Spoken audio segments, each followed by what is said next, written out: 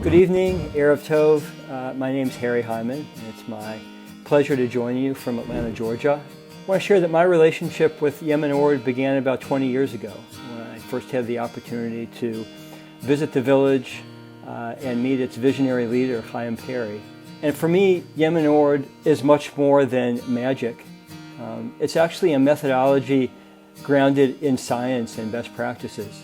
It's been now almost 15 years since I spent about 8 months living and working on the village. And it was the best 8 months of my life. Don't tell my kids or my husband I said that. But it truly was life-changing. The people there are one of a kind.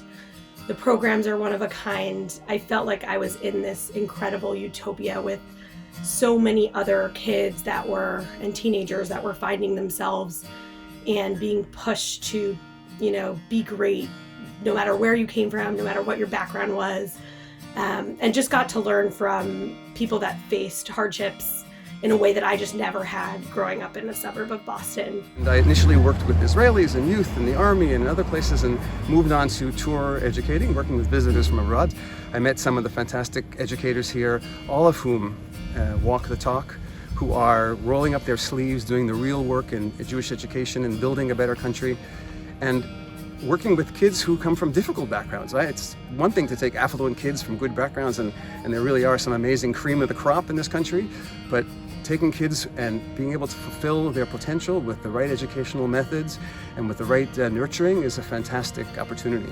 I became familiar with Yemin Orde in 1998. The work Yemin Orde has grown into over the years as a pillar of developing concepts of diversity, of cultural sensitivity, of working with major organizations like the police, like the IDF, to have an enormous impact on the way people are treated and on the way people are able to live their lives.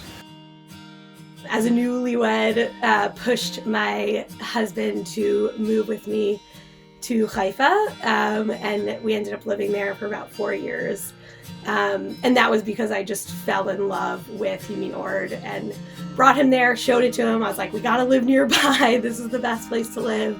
We would take the train, and very often we would, we'd be walking down the aisle, or someone would be walking down the aisle as we were sitting, and we'd lock eyes, and I'd be like, Endelo, it's you, or, Yogi, it's you.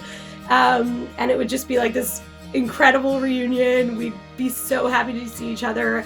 And every Sabra Israeli on the train would look at us like, how does this American girl know this Ethiopian kid, and how are they best friends? I brought people here for the past 25 years at least as a tour guide, and one of the questions perhaps is why. It's not only about the places and the history, it's about the people doing the work, building up a better society. Nation building, actually. So if you think about it, we like to kvetch a lot in Israel, right? We really do. We complain and we're not happy about this and not happy about that. But you know what? The cup is way more than half full. At a time when we need to invest in a more hopeful future for every child, there's a way. Yemin Orde provides a way. It's the village way. Thank you so much, Yemin Orde, for everything that you do for the greater Jewish community and for these kids, and really moving the needle on what education can look like. I just feel very excited and proud to have been a part of it at some point in my life.